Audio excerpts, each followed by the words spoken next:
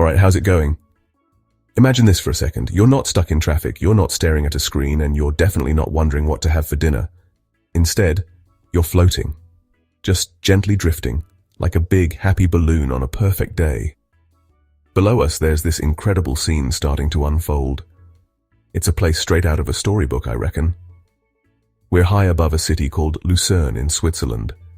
The air up here is crisp and clean, and the only sound is a gentle whisper of wind. It's like the world has hit the pause button, just for us. Let's just hang out up here for a bit and soak it all in. No rush, no worries. Right, let's start with the big blue thing, shall we? You can't miss it. That's Lake Lucerne down there. And crikey, it's a beauty. From up here, it looks like a giant, shimmering sapphire that someone has carefully placed amongst the rolling green hills. It's not just a simple circle of water either. It has all these arms and legs that snake their way into the valleys, like it's trying to give the whole country a big hug. The color is something else. It's this deep, inviting blue that looks so pure and clean you could almost drink it. Although I probably wouldn't recommend trying that from this height. The logistics would be a nightmare. As we get a little bit closer, you can start to see more details on the lake. See those big, elegant boats with the white awnings? They're the classic paddle steamers I was talking about. They've been ferrying people around this lake for over 100 years, which is pretty cool. They move with such grace, like grand old ladies gliding across a ballroom floor. Look over there, along the northern shore, where the city of Lucerne itself cuddles up to the water. The waterfront is called the Quay, and it's lined with beautiful trees and grand-looking hotels that have been there forever. Now let your eyes follow the shoreline away from the city. See how it gets wilder and more dramatic. The hills get steeper, plunging almost straight down into the water in some places. Alright, let's lift our gaze from the water and look at the big fellas standing guard around the city. These aren't just hills, these are proper mountains. The big, craggy one that looks a bit moody and mysterious is Mount Pilatus. What a legend. It looms over Lucerne like a giant sleeping dragon.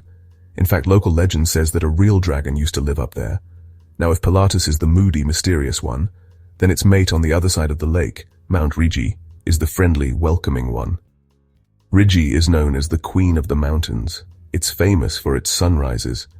People catch a special train, the first mountain railway in Europe, mind you, all the way to the top, just to watch the sun pop up over the Alps. Let's keep our eyes on the mountains for a bit longer, because there's more to see than just Pilatus and Rigi. If you look further out, towards the horizon, you can see them. The big ones, the Swiss Alps. They stretch out as far as the eye can see, a breathtaking panorama of snow-capped peaks.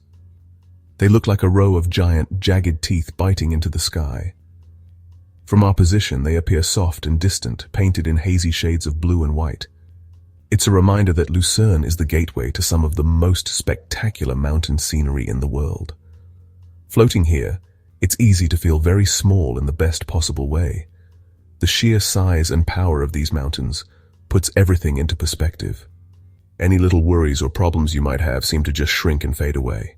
Alright, let's bring our gaze down from the mountains and zoom in on the city itself. We're now floating directly over Lucerne's Old Town, or Altstadt, as the locals call it. Look at that maze of cobblestone streets and colorful old buildings. From up here, it's a beautiful jumble of terracotta, gray and green rooftops, all packed tightly together. You can see how the Reuss River flows right through the heart of the city, splitting the old town in two. The water is this amazing emerald green color, so clear you can see the riverbed. The buildings that line the river have these incredible painted facades. They're covered in colorful frescoes, which are basically paintings done right onto the plaster walls. They tell stories of historical events, local heroes, and old legends. Okay, here we are, hovering over the absolute icon of Lucerne. You can't miss it. That's the Chapel Bridge, or Kapellbrücke. It's the oldest covered wooden bridge in Europe, which is a pretty big deal. It doesn't go straight across the river, does it? It zigs and zags its way across diagonally. It's been standing there in some form since the 14th century. That's nearly 700 years. Attached to the bridge is that sturdy-looking octagonal tower in the middle of the river. That's the water tower, or Wasserturm. Now, despite its name, it wasn't actually used for storing water. It's had a bunch of different jobs over the years.